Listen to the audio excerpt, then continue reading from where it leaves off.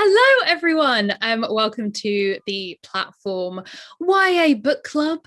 I am joined by the amazing Sarah Daniels, who is our author of the book that we have been reading this month, The Stranded. Although, to be honest, I feel like a lot of us felt like we were watching it because the descriptions, the imagery, I could see it up on the big screen.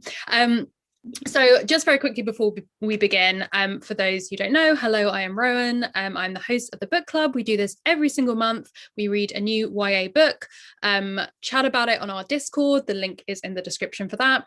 And then we have a chat with the author on the last Tuesday of each month, which is very exciting because normally if you're in a book club, you don't get to talk to the authors. But the things I get to do with Penguin for my job, very exciting. So yeah, we were reading The Stranded this month, and so for most of us we finished, but there were a few people who haven't quite finished yet, I saw on the Discord. So as usual, we will be structuring this chat with the first part being general chat that anyone can watch. So if you are someone who's not even heard of the book club yet and you stumbled upon this video, maybe you've just read the book or you're looking to read it, this first section will be without spoilers, and then we will go into the spoiler section, and I will warn you, don't panic, for everyone who has finished the book, because also getting to talk to the author about the ending of a book almost never happens, which is very exciting. So with all that said, Sarah, are you ready to dive into? I'm ready. So for those in the chat, if you have any questions that you haven't already asked on the Discord, please put them in the chat. I will be monitoring. And I'll also ask the questions that you already have asked on here. So the first question is going to be, should be an easy question, but also as the author who has written the entire book, may be difficult to sum it up in a small amount of time. But can you tell us a bit about the book in case there's anyone who has stumbled upon this video and hasn't picked up the book yet and is not sure what they should expect? Absolutely. Well, okay, I'll show it again. So this is my debut novel. This is Stranded, and it is set aboard a derelict cruise ship that has been stranded in the Atlantic Ocean for the past 40 years. It is filled with the descendants of people who fled an apocalyptic virus outbreak in Europe. And for the past 40 years, nobody's been allowed to leave, or very few people. And the story follows Esther and Nick, who are two teens who have very different plans on how they're going to escape this ship. And when they're forced together, it becomes apparent really quickly that not both of them can succeed. And yeah, things start to unravel and it gets very tense. And essentially, they have to kind of follow a course of action that means they're gambling with the lives of everybody aboard the ship, not just their own. Amazing. So I would like to continue with our first question from a reader, which is from Taylor, who wants to know, with the creation of the virus, kind of were you inspired by the pandemic, or was this something that was already in the works pre-pandemic and it just happened to coincide? No, it was just a coincidence. So it was all written, it was all completed, and we actually went on submission with Penguin to Penguin the week of lockdown. So back in March 2022 was the first week of lockdown, and we were also on submission. So yeah, it was not inspired by the pandemic at all. But then obviously as soon as the pandemic started and suddenly these cruise ships were out in the ocean, there were some new experiences to draw on as well. God, amazing. I love that in the chat we've already got some people saying hi. Hitchhiker Hobbit is saying hi, Neo saying hi, and also stop, that is such a beautiful looking book. It is, isn't it? Like I love this cover. Like when I first saw it, I was so excited. It's so beautiful. And the inside with the plan. No, I was joking about this because everyone knows that like a good map at the start of a book is incredible, but normally it's for fantasy. And this is the fact that like we managed to get a map into a dystopian sort of future is incredible to me. I love that. But also very useful because there's a lot of, as people will know who've read the book, and even if you haven't, there's a lot of different you're looking at these different decks that have different kind of social stratas to them. You've got a lot of action packed stuff going on, which makes sense for the sort of book that it is, a kind of thriller dystopia element. So it is useful to know, like, okay, where am I? Okay, they're on the this deck, which is near to this, where is the engine, like all this kind of stuff. So useful as well as very fun. So what was the inspiration behind the book then? If it was something that came to you pre-pandemic, why and how did this come into your brain, Sarah? Well, I think the initial inspiration was some refugee ships, old photos from the Second World War of people literally climbing onto these enormous boats and trying to flee Europe. And I literally just thought, oh my God, what if they weren't allowed to get off at the other end? Like if they never found a safe harbour, essentially. And then from that, the Arcadia grew, and I thought, okay, people are going to have to survive. They're going to end up having children. They're going to have to build their own schools, and they're going to have to find food. And then, there's not enough room, so they're going to start building upwards, and then they're going to start building outwards and using whatever they can find. But then obviously bad things happen, so there's going to have to be some sort of police force, and that's where the Coleys come in, which are these horrible, brutal police that kind of rule the ship with an iron fist. So yeah, that's where it grew out from. I would love to hear a little bit about how, or if, your kind of life pre being an author has snuck into your writing, because I'm always exciting when an author has like a fun fact bio where you look at it and you're like, oh, that's unusual. Ex-archaeologist is in your bio. How was that something that was playing into, like, you already talked about the idea of looking at like historical documents. Was that something that informed you as you were writing? I mean, kind of. I loved archaeology and I loved doing research. So my mind kind of works like that. So I'm quite happy to just follow rabbit holes and see where research goes. And I think that really works well for writing dystopian and kind of unusual settings as well. But really, archaeology is just about learning about humans, and figuring out how people lived in the past. So it wasn't too much of a jump to kind of start thinking about how people would live in other situations as well. Amazing. So speaking of, actually, just mentioning about the idea of it being a dystopia and what that kind of brings to it, we have another question from a reader, so from Pippin, who asks, I feel like YA goes through cycles of what's popular, with dystopia having been at its most popular maybe 10 years ago. Did you find it more or less daunting writing dystopia now when the genre wasn't at the same height? I'm thinking about things like Hunger Games or Divergent. Did you feel like you didn't have to worry about being compared to them?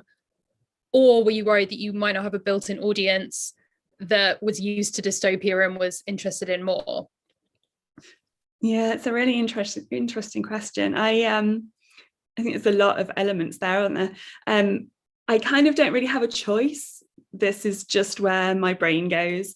I've tried to write contemporary and I've tried to write kind of more cozy stories, but I always go to this dark sci-fi and like the weird things, the things that scare me. So they tend to have a kind of dark futuristic element to them and a little bit dystopian. And I love the early 2010s dystopian. So we all did. We all still do, to be honest. Yeah. So, I'm quite happy to be, if people want to slot me in, or I'll slot myself in to that kind of genre. So I'm quite happy with that. But I think actually we're kind of due for a bit of a renewal, I think. So I'm definitely pushing for that. I'm voting for that. We've got, so I was just thinking about this, the fact that as those who are in the book club will know, we have a kind of our books up until November, I think, already settled in, and we've got one called With Fire in Their Blood, which is potentially sort of paranormal romance adjacent, which again is like one of those genres that was super, super popular around that length of time ago and is now kind of coming back again. Yeah. So I think that we might be seeing more of this stuff crop back up, which is very exciting. And I think as well, like feeding into other genres like dark academia or stuff which is coming up now as well is really interesting. Have you read With Fire in Their Blood yet? I haven't. I'm going to read it along with everyone on the month that we do it.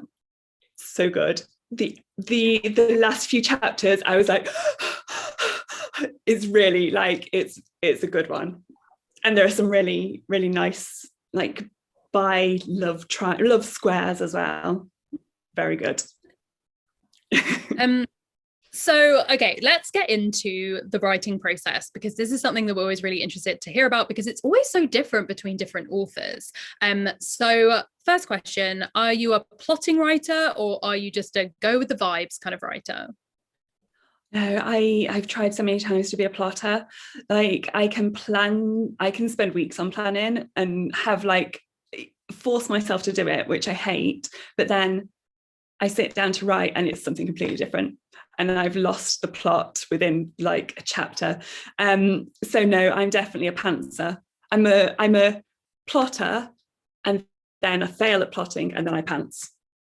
So I mean, here's the thing, not to just avidly compliment you during this stream, but I would have thought you were a plotter, in that there's a lot of it feels like there's a lot of structure, not in a bad way, within the book that like it's very pacey. It feels like there's these real like highs of tension and of disaster that happen. But I also think maybe sometimes if you're someone who's read a lot, watched a lot, kind of consumed a lot of stories, sometimes that kind of comes naturally. Sometimes it just makes sense that if you're writing something you're excited by, you just feel like, I'm going to put an exciting thing in here. I need to have more excitement in there. So that makes a lot of sense. And the story just comes like if you don't plot, you can kind of react to the story. And so there's a part where there's an explosion, and the reason that I thought of that scene was because I didn't want the two characters to speak about something. I was like, how can I interrupt them? I was like, okay, an explosion. So yeah, something big happened then. So and it became an integral part of the story. So yeah, I think it works. A lot of sense. So I've just seen that Pippin is in the chat and has said excited for that, which was around the book that we were just talking about. So you know what, I'll ask a question from Pippin. So this is actually about the different points of view. So we've had all sorts. We've had dual points. We've had a lot of dual points of view actually this year in the book club. We've had some just straight solo ones. We've had multiple ones. Pippin asks, how did you decide how many and whose points of view to write from in the book? Was there anyone else's perspective you thought about including? An Alex chapter would have been very interesting. Yeah, I agree. I did think about putting Alex in for a while. So the points of view that I use are quite interesting, because I wrote the entire thing from Esther's point of view to start with. And then I realized it wasn't working quite how I wanted it to. So I went back and put Nick in. Then I decided to put Hadley in, and I struggled with Hadley, even though he was fun to write. That's why he's in a different point of view than the other two. So yeah, I would really like to have some chapters from Alex as well, but I think it might have got a little bit too bogged down, and also I didn't want to reveal too much of him too quickly. And then the other person that I kind of wanted to have some point of view from were Enid, because she's one of my favorite characters. So she's a kind of like this irreverent gang leader who's in charge of quite a big territory on the ship. So yeah, there are other people I would have liked to write from, and I don't know, maybe I will go back and write some more stories about them. I think it was really interesting, because Hadley especially, I feel like we're not used to in YA necessarily getting like an adult's point of view as one of the point of view characters. We're much more likely to get the protagonist, and we're also unlikely to get such an antagonist as a point of view. So that was really interesting. Like, why was it that you felt like that was something that you wanted to include? Like, how did that end up being something that got added? I think I just because it's first person, so it can be quite narrow, it can be quite constrained just to see things specifically from your point of view characters in first person. So I think with Hadley, I wanted a way to kind of explode the world a little bit and because Nick and Esther have been and are trapped in such a confined space under such kind of constrained circumstances, I wanted somebody that could see a bit further out into the world and understand what was going on in the wider world and what the Federated States wanted, why they were holding the people here when maybe Esther and Nick weren't really allowed to have that kind of information. And also, I quite like villains. So I do quite enjoy writing the darkest things as well. So it was nice to be able to do that a little bit. I really like that. I think that it's one of the interesting sort of criticisms of the Hunger Games books is that as you get out of the first book, more and more interesting stuff is happening where Katniss isn't. And it kind of had that same energy for me, at least, of like there's a lot of interesting stuff going on with Hadley and what he knows that these teenage characters wouldn't. I really loved Hadley. I'm assuming as a character, not as a person, because he's not making the best of choices. It was kind of funny on the Discord. So the way that Discord works, just in case anyone hasn't joined and you're worried about how on earth do you run a book club where people are commenting as they're reading, you can spoiler tag things, which covers it up. So what we do is we put like whatever page we're on, page 86, and then we'll tag it with a spoiler. So if you haven't reached page 86 yet, you just wait. And then when you do, you click on it and you can see so no one gets spoiled. But I was like, hey, like, what do people think about the fact we have like an antagonist point of view? And someone had clicked on it. I was like, maybe it's a spoiler. I don't know who the antagonist is yet, because they'd only just gotten to like one of Hadley's scenes. Okay. With where it could just be any person who controls drones. It could have been one of the other criminals. It could have been, who knows? And I was like, you'll know pretty soon. Like it'll be given a couple of pages and you'll get there. But I love that. I love that it makes complete sense to me. I definitely think it would have been, as you said, like a much more less expansive book if we hadn't had that point of view. We have a question that's actually just come in the chat from N. Gustafson, who asks, do you imagine writing a book that isn't dystopia, or is that like a genre that is primarily what calls to you? I do like dystopia a lot, and I like kind of near future dystopia, so little bits of technology that are not quite ours, but that we can imagine coming along quite quickly. But I would really like to write thriller. I love Karen McManus, and so I can see myself writing a contemporary thriller that's quite pacey, with a lot of suspense and a lot of tension, a lot of cliffhangers. Yeah, I might have a go at that at some point. I feel like you've already got that kind of tone going on in this one. It would just, I guess, be a slightly different setting, but I feel like the tension was there. There's the thrilling elements, the set pieces, we'll get into it in the spoiler section, but oh boy, talking about, the last two chapters were really like tense in the book I was reading. The last two chapters were very tense in the book we were reading, your book. Very, very intense. Which I think I was about to say something, but I was like, we'll leave that for the spoiler section. So I love a question that we had in from Taylor, because we've had some questions that are very deep, questions that are very intense about your process, things like that. But Taylor wants to know, since the book is set on a cruise liner, do you just like going on cruises? Do you like big boats? Like what's have you been on one, or are you kind of just like, it's just imagination, I don't always write what I know? I've never been on one. There were always those things that I found slightly weird. Like I know that a lot of people enjoy them, but I just can't imagine being stuck on a ship for 10 days, never mind like 40 years. So yeah, they were just those things that were a bit strange to me, a bit alien.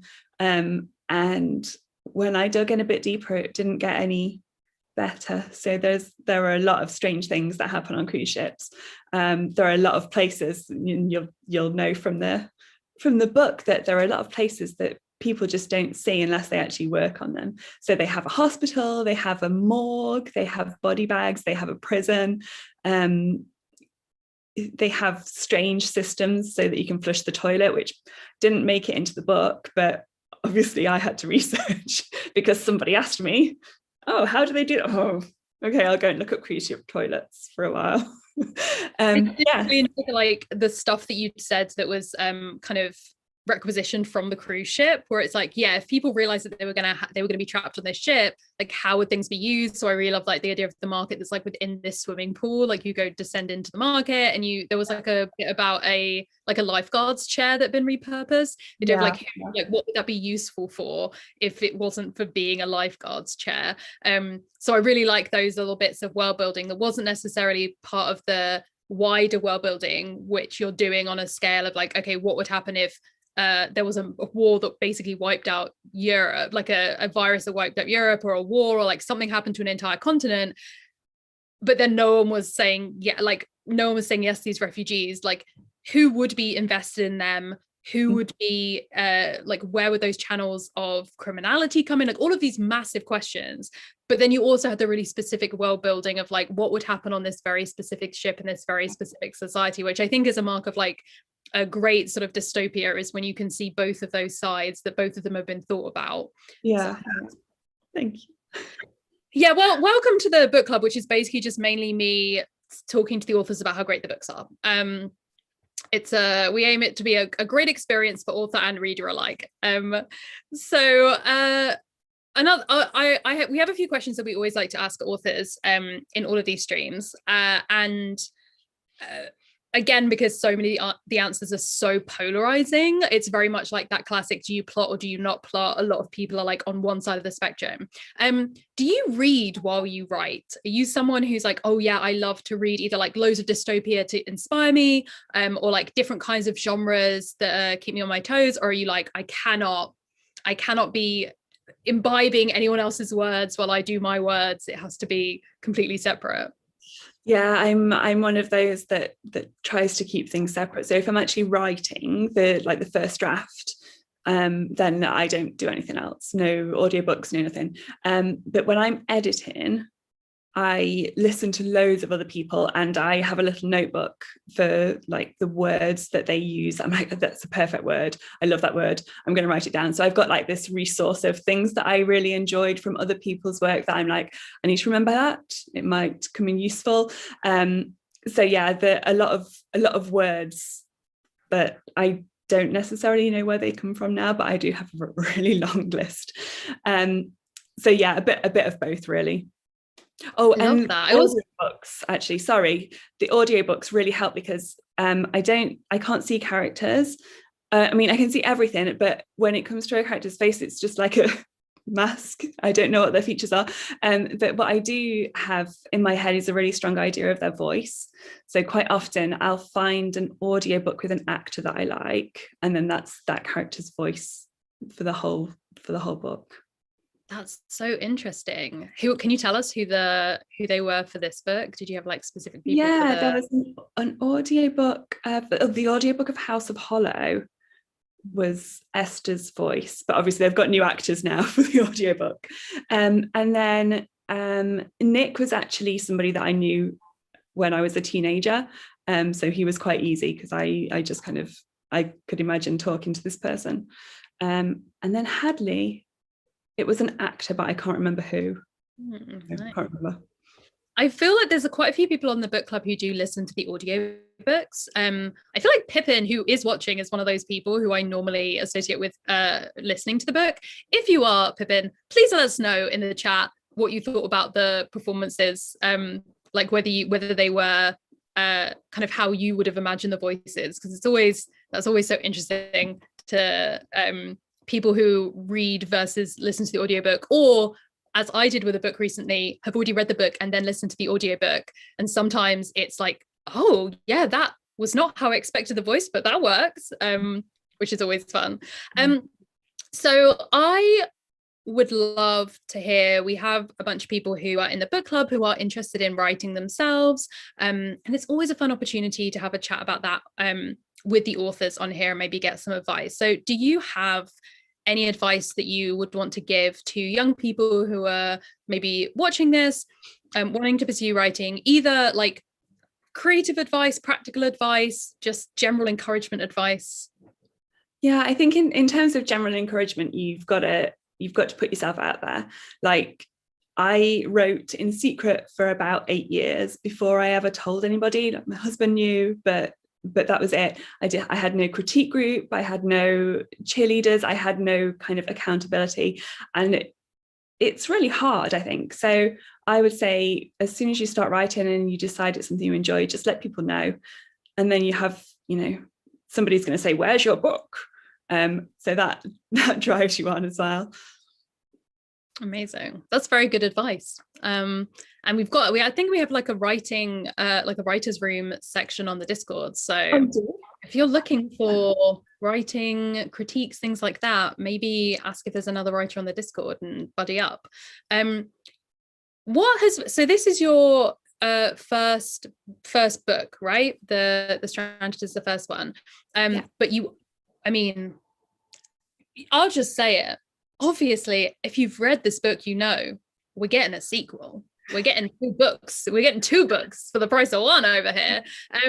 So you're obviously, I imagine, like very much in the middle of having already written the second one. How far in the process are you? Yeah, the second one there's a spoiler. There's a little hint in the back. Yeah, there's a name, right? We get a name. So it's all written, it's completed, and I'm just doing the structural edits now. So that's due next week. So any moment now we're going to be going in. Yeah. So have you found like a big difference between your process writing the first one and your process writing the second one? No, not really. I went into it thinking, right, I've got to knuckle down and just write, but I found that I can't force it. I just have to write at the pace I write at. And fortunately, this time it's worked out that I've managed to get this book in on time. But no, it's just as hard, just in different ways. There's a little bit more in terms of expectation and a little bit more difficulty trying to kind of weave everything together. So a few times I've had to go back and think, does this element of plot fit with what people said before? Or check some detail. I remember that I had included in one of the many drafts of The Stranded, like exactly which states were in the Federated States. And I came to the second book and I was like, I can't remember like in the slightest what I said. So yeah, there are difficulties, but it's pretty much the same process. Amazing. Do you feel like there's any sort of struggles that you've had that you're either like slowly overcoming or have like managed to overcome as a writer and author now that you're kind of two books in? I don't think so. I think one of the biggest struggles I had with book 2 was that a lot of it was written in lockdown, and obviously it's dystopia and it was quite a sad story, and I finished writing it and I went to my critique group and started telling them the story, and I was like, I am depressed just telling you this story, like it's so bleak. So I really had to kind of try and dip into some joy and inject some kind of character and some hopefulness into it that was difficult to manifest during lockdown. But I think I've got that now. So interestingly, a lot of when we talk about contemporary books with authors, the question is always, how do you ensure that the writing feels sort of like true and relatable to modern teenagers, that it doesn't feel like condescending or anything like that? Because, YA is a genre that's written almost always by like adults for the teenagers rather than teenagers themselves. But I guess with a dystopia, it's a bit tricky because you're writing about teenagers who are still teenagers, but they're in like a very different situation to like our world of teenagers and what we're getting up to. How did you balance that of trying to figure out, what will be realistic, what will be relatable to your readers, while in such like an extreme setting for the characters? Yeah, I mean, that's a hard question. I think that essentially Nick and Esther are just normal teens who are going through the same kind of struggles that all teens face. The themes of coming of age and finding out who you are and finding out what your personal boundaries are and what you care about, and and what kind of person you're going to be as you move from childhood to adulthood are universal, really. And I think Esther is very relatable in the sense that she is like this very classical good girl who moves from a kind of place of almost naivety, even though she's had struggles and she's had a difficult childhood, into somebody who's faced with the brutality of the world, essentially. So yeah, I think the themes of YA just are universal, essentially. We just put different kind of backdrops and different experiences onto it, but we all have to face this on whatever scale. Amazing. That I think is going to be a good point to move us into the spoiler section. So if you are watching right now and you haven't finished, please mute this, turn off the video, get out of here, finish the book. And while you're doing that, we will ask a little transition question, which actually is a question from one of the readers, who is a new member of the book club, actually. This is Dark Gus, or Dark Gus. Let me know how to pronounce it properly, which is, what is your dream project? Is there something that you've always wanted to do, always like a show you've wanted to write for, or a book you've always wanted to do? Or do you feel like at this point, this was the book that you've kind of been dreaming of? I love this book. I do. This was the book that has taken me so long, and this is how I learned to write, and it's the book that started everything. But I'm one of those people that, like, I'm a fan. Like when I get into something, I'm like, I want to do everything. I want everything to do with this show. And it could happen about any show, really. So Doctor Who, Star Trek, Star Wars, any of the Marvels. Like, I will happily, if anybody's watching, I will write for you. I'll do it for free. You know, Spider-Man. Sneak into the writer's room. Mm-hmm, mm-hmm. Amazing. Oh my God, I'd love to see that. I'd love to bring some of the dystopian, stressful energy that I went through reading this book into one of those shows. Big fan of that. Okay, now that everyone who is here is someone who has read the book, we can dig into everything that happens, because I feel like there's a lot that happens that we can dig into before. What order am I going to go in? Okay, first of all, Alex. Never trusted him. Alex. Oh my God. I hate him so much. I mean, it's one of those things that you sort of see red flags a little bit going through in terms of the relationship. And then as soon as they started to trust him, I was like, big mistake, gang. This boy, there was like a page where I was like, maybe I'm being paranoid. Maybe Alex is gonna be the fourth member of the gang. It's gonna be all great. Everything's gonna be fine. And then it absolutely wasn't. Can we talk a little bit about this, like Alex betrayal? Was that something that was always part of it? Was that something that got added? How did we come to this little rat, Alex, on a ship? I can't remember where this came from. He's always been really controlling. But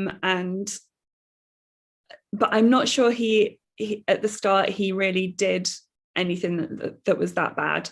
But yeah, I don't know. I can't remember where he turned so bad. But yeah, he's this person that he's bad from the start. It's just that circumstances didn't allow him to be as bad as he could have been, basically. So I think, yeah, Esther probably has had a lucky escape. Yeah, I mean, it would have, part of me's like, I guess it would have been worse if it happened, but I'm like, would it have been worse? Because we then also get the death. I hate you so much. You're my least favorite person. No, I understood, like, as an author and as like someone reading it, why it happened, but also I was like, no, I don't want this. And I kept being like, surely there's some trickery over here, but it's like, nope, that's pretty unambiguous. It's a bullet to the head. Like, that is, there's no coming back from that. And then we actually see from Hadley's point of view, like, that he's just like some girl, like, there's a corpse over here. was that, again, I'm gonna ask the same question, like, was that always part of it? Was that something that you knew from the start, like, cool, May's having to go? Were you like, oh, No. I think I might have to kill her? No, and it was one of the hardest days when I realized that she really needed to not make it, and I rewrote it 3 times with different ways of trying to save her, and it just didn't work. So it really hurt me, and it was one of those moments afterwards that I was really, really upset, and my husband was like, "What's wrong?" I was like, I've just killed someone. I can't save her. And yeah, so yeah, that was a hard decision. It was really hard. I'm sorry. Fine, I'll forgive you eventually. So obviously, like, someone who was like you've said, not necessarily a plot-based person just writing through, but then you went through and obviously did the editing stage of it. Was there a lot that changed? Were there like things that got cut because of length, or because it didn't work, you went in a different direction, or was it pretty streamlined throughout the process? There were that we added a lot. So I added a lot in terms of kind of world building. So that was the biggest like increase after I got the offer from Penguin.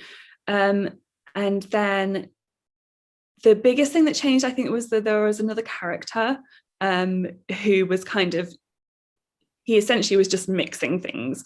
So he got taken out, and things got kind of simplified and streamlined a little bit. But no, nothing massive in terms of the story.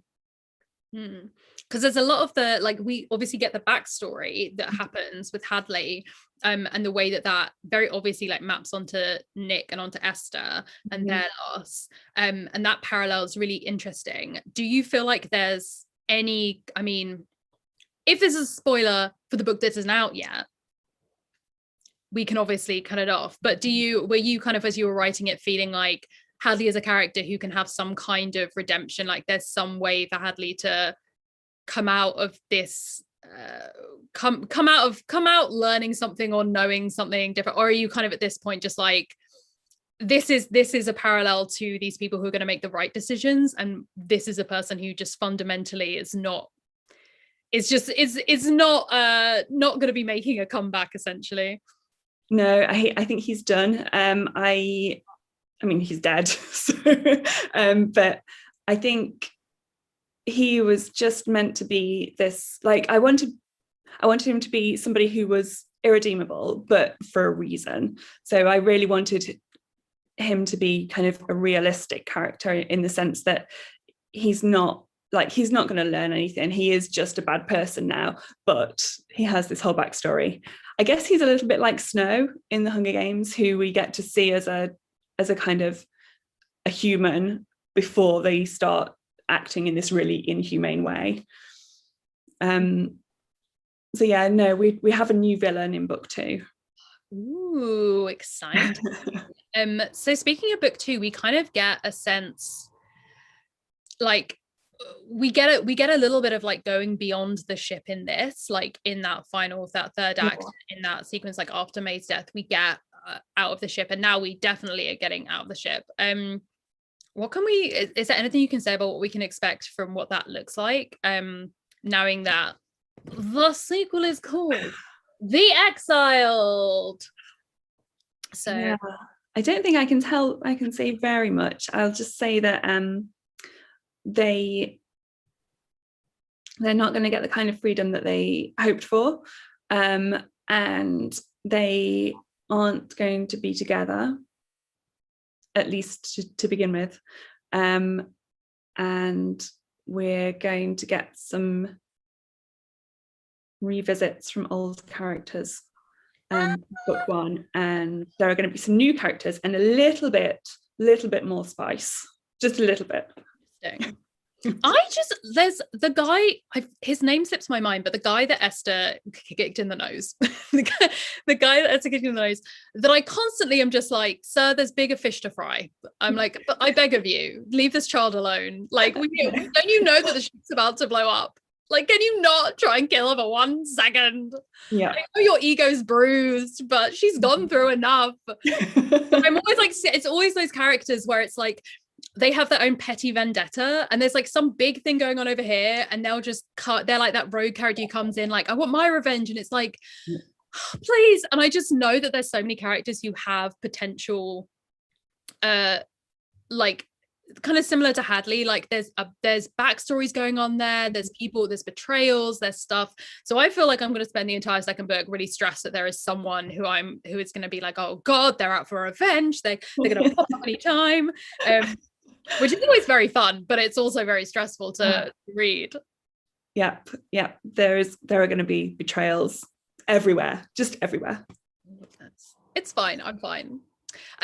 So I'm kind of interested, like from the author point of view, how has it been for you being like a debut author? Like, have you has it been what you've expected? Is there anything that's like surprised you about how this whole experience has been? Oh, I'm just constantly surprised. Like I have spent the past 3 months not knowing at all what I'm doing. But the nice thing is that I've kind of, so Kat Delacourt, who you've got next month with Fire in Their Blood. So I connected with her really early on. And so I've got this kind of debut buddy. And every time I'm panicking about something, I'm like, Kat, what is this? Tell me what to do. And she does the same with me. So that's really nice. And then I went on tour in July as part of the Penguin Platform road trip. And that was with Karen McManus and Ayana Gray and Emily Barr. And it was just so nice to have these women who had done this already, and they just told me, like, they told me what to do, essentially. They told me where to stand. They told me, like, they showed me how to kind of talk to people at signing tables when I was really anxious. So I just feel really lucky that I got to do the first one with these amazing authors from Penguin. So yeah, it's been really lovely. They are like absolute dreamers. We've had all of them on the, I want to say we've had all of them on the, yes, we have. All of them on the book club. Yeah. I was like going through, I was like, oh yeah. And I was like, which of Emily's Ghosted we did? And I'm like going back through them in my brain. Honestly, we've just talked to too many authors. But yeah, no, I remember going to the event in London, and it was so much fun to see all of you and get all of basically just get all of your books again, just get more copies and to get them signed is always very fun. That was lovely. I love that. Have you had a lot of like chances to speak to readers yet, like people who have actually finished the book, or are you just like, no, I'm waiting? Not a lot, no. So I think this is the first event that I've done where there are readers kind of here, but I know I've got another book club next week, and then I've got a school visit next week as well, which is very exciting. So I'm going to get the chance to have a chat with some kind of 16-year-olds. So yeah, no, not yet, but hopefully soon. I love that. I like that in the chat we've had someone, Pippin just said ooh, which I think was about what can we expect potentially from the sequel. Like, could have been about anything, but I'm pretty sure it was about all the sequel chat. So I would love to know, like, how, when you were trying to come up with the plot for this, like as you were going through, and you were saying there was like an explosion happened, but you're like, I guess an explosion has to happen. Was that a process of, you thought it's like something big had to happen, and then immediately you were like, an explosion that links back to this situation? Or was it like you started writing it and you're like, I'll figure out why the explosion happened in a bit, like it'll come to me? No, it's really the second, honestly. This example is the explosion in the market, if you've finished the book. So I knew I got to the point where Esther runs out of the tent and she's seen May, who shouldn't even be on the ship, and Alex is like, what's going on? And I was literally in the middle of the conversation. He was like, what's going on? What's happening? You tell me now. I was like, she has no reason not to tell him. Like, at this point, she still trusts him. There's literally no reason. So I was like, something has to interrupt them. And it's just my character that I enjoy big explosions. I enjoy the action scenes and action movies. So I thought, right, I'm gonna throw an explosion in, and then I had to figure out why the explosion happened. And originally it was with this character that got yeeted from the plot. So yeah, all of that had to be kind of reworked and woven in after the fact. I got very stressed at the scene with in the engine with Nick when he gets booted out, because I was, for a second there, I was like, oh, another betrayal, and then I was like, oh no, it's sad, it's just sad. I was like, oh god, a betrayal, oh no, it's worse, better, yeah, I think like having those characters where you I'm a real sucker for those characters where it's like from like a sort of lawful ethical point of view, it's a baddie, it's a criminal, but actually in terms of like their own codes and morality that they've got, they do have those kind of things going on. So that was really, I was like, oh no. And then I was like, why did I doubt you for that like half a second? Now I feel bad. I doubted her too when I was writing it. I was like, no, it's okay, she's not going to betray him. And I was really pleased with that for Nick as well, because I think he is kind of love starved for a lot of the book. So to give him that moment where somebody was like, no, you're my family, I was like, okay, that's good, I like this moment. Speaking of family, I'm very stressed for the families. I'm just like, oh god, everyone's split up, everyone's separated. We don't know if like who's dead, who's alive, like what's gonna happen within this, which I mean makes sense going into the sequel, because it doesn't make sense for you to be like, and then it's fine, don't worry about it, it's all wrapped up in book one, everyone's okay. Had you, obviously not telling us anything about book two, but were there any characters or situations that once you'd finished book one and you were going into book two, you thought were going to go one way, that you've now like they've zigged and zagged a different way? They're like people who have survived or had to die, like you were saying about the coming to terms with the fact May had to die. Like, was there any other situations like that in this second book, or were you kind of more set than what you were doing? No, I knew with this one that things either weren't finished and they needed to carry on, or yeah, that's it essentially. There are a number of people that have unfinished business, so yeah, they're all going to be coming back and making trouble for Nick and Esther again. It's fine, everything's fine. Is there any new technology coming in book two? Because I really loved the fact that you had this technology that felt so close to like what you were saying about the idea of like a near future, where it's like, yeah, I can see how like obviously drones are a thing, militarized drones are a thing, but also like the comm gloves, trackers, things like that do exist in our world in a slightly different way.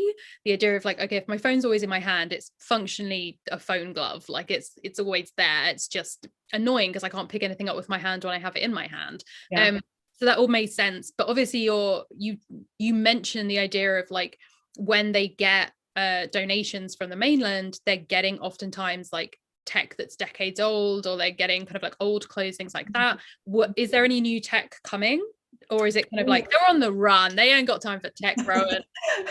No, I've had a lot of fun of kind of thinking about what they might get. So they've got some new medical equipment. So Esther can use nanotechnology that she's got from the Federated States to diagnose people. So that's kind of cool.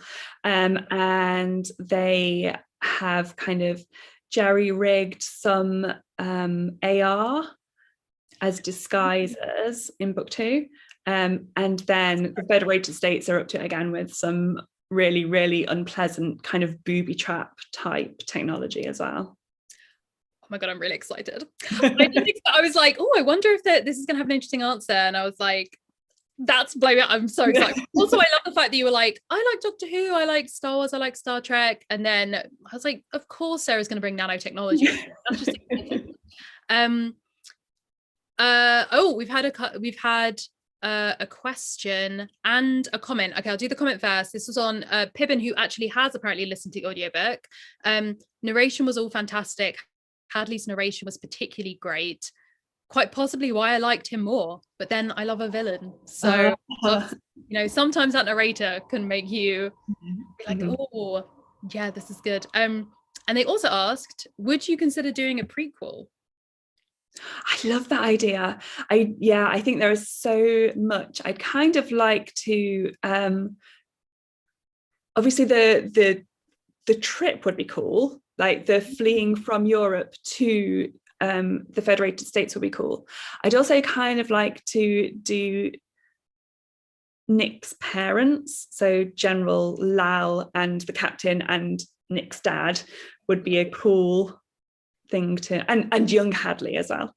Yeah, I think that'd be quite a good story. I really like the Nick's parents story. That was really interesting, and also part of me is thinking even now, like, wait, did we ever get confirmation about Nick's dad's not being okay, it's fine, I'll say no more. I will say no more, Sarah, but also I'm very excited for that now, because I love when you've got stuff to play with, open stuff to play with. Like when you were saying, I kind of think then I realized that I'd actually said all of the states in the first book, because I've an author friend of mine was saying how sometimes they'll have friends or they'll write stuff where they're too vague and it messes them up in the sequel, and sometimes they'll be too specific and it will mess them up. So I love that. Also, we've had the responses, yes, give me young Hadley. Amazing. Yeah I always like to ask about, I think you kind of asked this to all of the authors, of like, if you could write something else within the universe, or like from a point of view of a character you haven't written from yet, either like something that was happening at this time, like getting this person who didn't get their point of view, like what their point of view was during it, or just in general in the world, like a prequel or a sequel thing. Do you have someone that you've always been like, it didn't work to have them as a narrator character or a point of view character, but actually they'd be really fun to write? I think I'd like to see inside Alex's head. Like, I think I would like to understand a bit more exactly what he thinks is going to happen between him and Esther. Like, even at the end, does he think that everything's going to be okay, that they're going to sail off into the sunset together? So yeah, I think he would be the one, if I was going to do it, that I might fix on. He's kind of very naive, delusional vibes going on. In like not a fun way. I think he's like the toxic version of like love conquers all. It's like cool, but a very specific possessive love that's just you, and it's conquering nothing. But yeah, no, that's really interesting. Yeah, I'd love to see another one of those characters where it's like I'm the villain element or the antagonist element is just as interesting to get through. It's a trash bag. It's fine. Everything's fine. And I was like, I know it's a dystopia, people are gonna die, but you know what it happened. And like the captain as well. I was as soon as it was almost, because essentially she is like leaves the captain's room, and kind of like these people don't even pay her any mind. Like you're not even worrying about the idea of like, oh my gosh, she's gonna get caught. Like it's as if she's completely inconsequential. It doesn't even matter, which almost was worse, that it wasn't like and I'm running and I'm having like this action. It was like a moment of stillness where it's like, yeah, cool. So the captain, who has been a guy in a really tight spot, who has really tried his best, is just gone, along with a ton of the plan, along with like a lot of people's lives, like shit, in like the most efficient, like people taking orders kind of way. Was like amazing. That was a really good. Again, in a horror, it's always fun talking to like dystopia authors or like murder crime writer authors, because you're always just like, oh my god, it was so fun when you killed that character in a really messed up way. Like I loved that. It was great. But it's kind of how it goes. For those in the chat, we're kind of almost at the end, so if you do have any very like questions you want to type in quickly, please do. And just in case you don't, though, I'm gonna ask, do you have plans for the books after this? So obviously you're kind of working on these edits for book 2, but are you already like, okay, and I know the next one I want to do, or are you sort of like, Rowan, give me a like, let me live? No, the next one's done actually. It's like first draft done. But obviously this is pre my agent having seen it, and pre Penguin having seen it. So yeah, no guarantees that it's actually going to go anywhere, but it's kind of near future again, but it's set in two different versions of London. So one version that's been completely rewilded, and another version that's kind of a colonial, like horrible, exploitative, warlike version. But there are ways to get between them. And somebody from the terrible side just wants to live in the nice side, but he kind of brings the unpleasantness. So yeah, that's it. Oh my god, that sounds so good. And I love the fact that we will have to wait a really long time for it, because even if it literally got okayed right away, we've still got another book of yours to come and everything, but we love to have stuff to look forward to. This is the thing with publishing, is when I was on the side of it where I just had to do the marketing side, it was great because, or just read it, it was great because I would find out a book was coming out, pre-order it, 6 months later it would be in. But now I know authors and they tell me about yeah, and I'm like, okay, well, see you in 7 years then, that's fine. So my final question for you as we close up the live stream is, if people, we've had some feedback already from the gang. Adriana says super cool concept. So good. Thank you.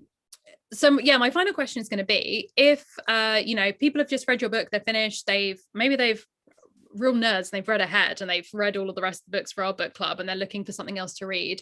Do you have any like YA books or kind of otherwise dystopian books, things like that you would want to recommend to them or suggest that they check out? I'm sure most people will have seen Mindwalker by Kate Dillon. That's coming up in just a few days, I think. I'm at a friend's house right now and I got that recommended to me about 10 minutes before I came on this stream. So excellent recommendation. Yeah, so I would definitely go for that. And I think she's going to be part of this resurgence that we're kind of manifesting for dystopian. Oh, I like that. And that's a nice, like, super current, super recent one. So it sounds like there's gonna be a lot of people also reading it and talking about it. So you want to have that kind of book clubby type experience outside of the Discord, although obviously you can talk about it on the Discord as well. That sounds like a perfect suggestion. Amazing. Thank you so much, Sarah, for joining us. It's very exciting to talk about the book again, show the beautiful front cover. I'm obsessed with it. It's stunning. Cannot wait to see the next one. And for those of you who are joining for the book club, if you haven't already, the Discord is in the description, where you can ask all your questions, connect with other readers, and just generally have good time. So I will see you all next month. Bye. Bye. Sweet, and we're offline.